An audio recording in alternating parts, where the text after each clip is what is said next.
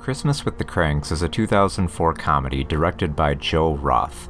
The film stars Tim Allen and Jamie Lee Curtis as Luther and Nora Krank. They have a daughter that is traveling abroad, and this will be their first Christmas at home without her. Rather than sulk during the holiday season, Luther proposes that they skip Christmas and go on a cruise. However, the neighborhood is very much about Christmas, and when they learn that the Kranks are not going to be celebrating, the whole town proceeds to sneer at the couple for not conforming to Christmas traditions. Everyone puts a Frosty the Snowman decoration on their roof as a sign of conformity. Luther finds himself not only indifferent towards Christmas, but bitter as well, while Nora cowers from the neighbors for the dirty looks she receives. Long story short, Luther and Nora ultimately decide to stay home and celebrate Christmas because their daughter returns home at the last minute. The film was a lackluster comedy that critics roasted as one of the worst films of the year. Christian churches, however, have highly praised Christmas with the Kranks, and this endorsement to some seemed strange.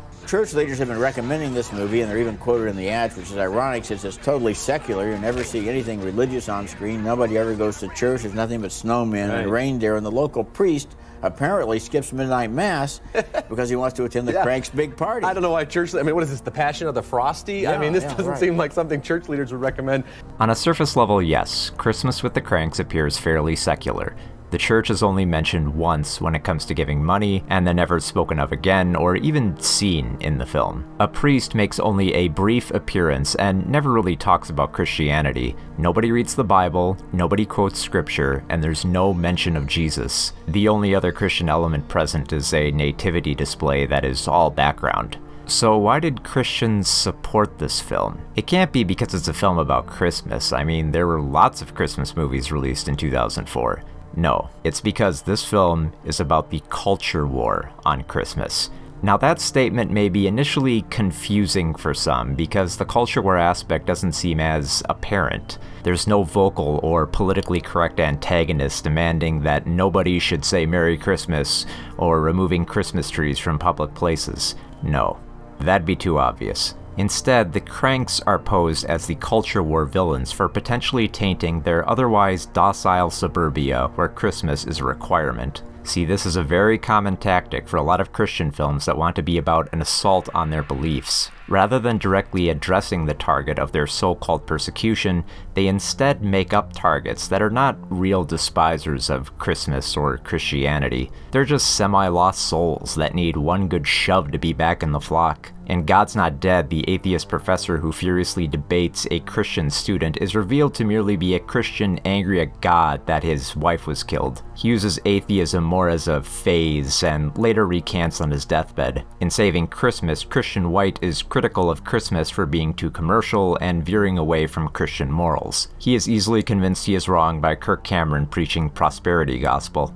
Christmas with the Kranks functions in a similar manner. You see, the film needs to establish that Luther and Nora Krank are in the wrong for not wanting to celebrate Christmas, but also that they're not fully divorced from the holiday. So rather than approach the town's disapproving nature with apathy, they must instead be bitter and fearful. Luther goes the extra length to be a jerk about it by handing out a memo about his skipping Christmas plans, and speaks in a hostile tone towards some kids selling Christmas trees. Nora is hounded by the neighbors and gossiped about in public. She is terrified, as though she had committed some great sin that'll have her ostracized from the suburbs. The film also wants to make out Luther and Nora as good Christians by enacting some similar act of Christianity. Before they even agree on the cruise, Luther commits to giving $600 to the church. Late in the film, it's revealed that one of the elderly neighbors has cancer. This is introduced so that later in the film, Luther has some less fortunate soul he can give his cruise tickets to,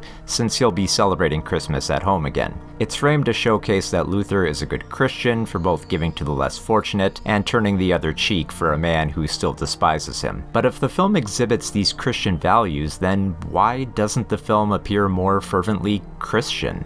Well, to sell the war on Christmas angle, the film can't be religious, not overtly. To do so would be making the premise fall apart by swinging the proverbial pendulum of religious persecution conceived by Christians in the other direction. If the neighborhood of the Kranks were not just Christmas crazy, but Christ crazy, they would be more visible as discriminators of religion. What if someone in the neighborhood were Jewish, Muslim, or of any other faith? Would they be spoken of in the same negative light as the Kranks for not celebrating the same way? The neighborhood at one point asks if the Kranks are Jewish or Buddhist for not celebrating Christmas, but this is treated more like a one-off joke that is never addressed, and for good reason. The church and religion itself is pushed far into the background because making religion more apparent would constitute a much more propagandic and gross picture. Reading through various Christian websites of the film not only make the case for the appeal being about the culture war, but also about the perceived religious persecution by not being able to say Merry Christmas. Christian Cinema wrote a review that focused on this aspect. The film demonstrates the next phase of the evolution of this holiday. In a desire to be sensitive to those from other religions, we have shifted our practice away from the Christian Holy Day, where we wished one another a Merry Christmas, to an inoffensive and innocuous greeting of Happy Holiday. This removed Christ from the center of Christmas and left us as a society only with the trappings and decorations of the event. Without a central purpose for the celebration, the empty decorations and obligatory gift-giving only become an unfulfilling burden. It is natural that Luther and many others like him would want to just skip the whole thing. This is a warped reasoning for decrying that the subsequent changing of language promoting tolerance of other religions has hindered the holiday, making the gaudy spectacle meaningless. I mean, there could be another reason that the decorations seem pointless and the gift giving a burden, and it just might be, commercialization and capitalism. And this isn't exactly a far out there theory, since A Charlie Brown Christmas, one of the most beloved Christmas specials of all time, poses this very question, while still balancing the religious aspect as well. Now imagine if A Charlie Brown Christmas functioned in a similar manner to the philosophy for The War on Christmas, where Charlie Brown, rather than realizing Christmas can still be enjoyed with close friends despite the commercialization, decided to blame the people who didn't say Merry Christmas for his distaste for the holiday. Or if we were to employ the tactics of Christmas with the Kranks, Charlie Brown would merely suck it up and the Christmas play would be a huge success, sans Linus's thoughtful words on what Christmas is all about. It's not exactly the most warm of endings to make it a holiday classic. This is why the conclusion to Christmas with the Kranks is ultimately muddied and hollow in its attempt to find Christmas hijinks that tap dance around Christianity and the commercialization of Christmas. The Christian Cinema review at least provided some discussion questions to think a little bit more critically on the film. Question 1. The Kranks discover that they spend over $6,000 annually on their Christmas decorations, party, and gifts. Do you believe that this is wasted money? Why or why not? What do you think they could have done with the money that would have been more in line with Christ's teachings? Okay, first off, personally, $6,000 is a fucking absurd amount of money to spend on Christmas. But second, if we were to go based off of Christ's teachings when it came to concerns of money, the most common answer would be to give that money to the poor and/or those who truly need help. As I said, this is why the cancer subplot is thrown into the picture. It would have made more sense to use that money to help someone in need without a house or adequate health care, but within cozy suburbia, the closest the film can muster to someone worse off is someone stricken with cancer. Now let's be clear here, this is not to say that those with cancer shouldn't be given help, obviously, but as I stated with the film's tactics, this is the closest it can get to approaching charity without diverting from the upper middle class setting. This is, of course, unless you believe prosperity gospel, which in that case urges you to go bananas with that expensive Christmas party. Question 2. Do you believe the anger of the neighbors came from their religious beliefs or the conformity requirements in suburbia? How much of Christmas do you believe are requirements of conformity and have little to do with Jesus? Okay, this is a tougher question. If we say the anger came from religious beliefs, then it paints the neighborhood as religious persecutors. If we say it's suburbia conformity, then it paints the neighborhood as over-commercializing Christmas with a similar sense of zealotry. Neither side makes them look good. As for how much of Christmas is a requirement of that conformity is up for debate, but so little of the actions behind the celebration seem to echo the spiritual philosophy of Jesus that it may not be a stretch to say that within the weird world of the Kranks, very little of Christ seems present. If anything, his teachings are only given mild lip service in the form of a brief donation to the church and a slammed-in subplot of taking pity and turning the other cheek. Question 3. The importance of family is clearly seen in the film. What do you believe your parents do because you are in their life that they would stop if you were gone? What do you do differently as a parent simply because you have children? What is wrong with this? This question speaks a little more to the nosy nature of the comedy that comes off more uncomfortable than funny. Honestly, unless there is something more pressing in terms of finance or health with your parents, who cares what they do? Who cares if they don't celebrate Christmas? Who cares if they want to go off on a cruise for the holiday? Question 4.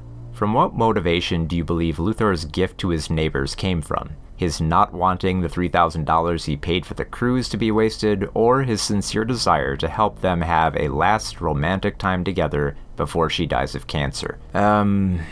Both?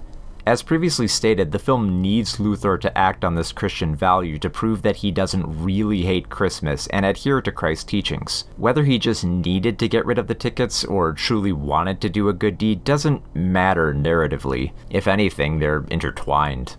Now look, I'm willing to admit that Christmas with the Kranks is a film so utterly sloppy that the culture war aspect may not have been intentional. The source material of the book Skipping Christmas by John Grisham feels just as padded and aloof in its messaging, only briefly mentioning that a Pakistani couple once lived in the neighborhood but moved away. The strange and unanswered fascism of such a tale could have made for decent satire on the subject of celebrating Christmas, but there's nothing within the film nor the book to suggest such cleverness. It's a story just dopey enough to appeal to Christians with loose messaging on the culture war, light enough to go unnoticed by most secular audiences with a less critical eye. This is why the film makes the most sense to Christians engaged with the war on Christmas and looks alien to, well, anyone else.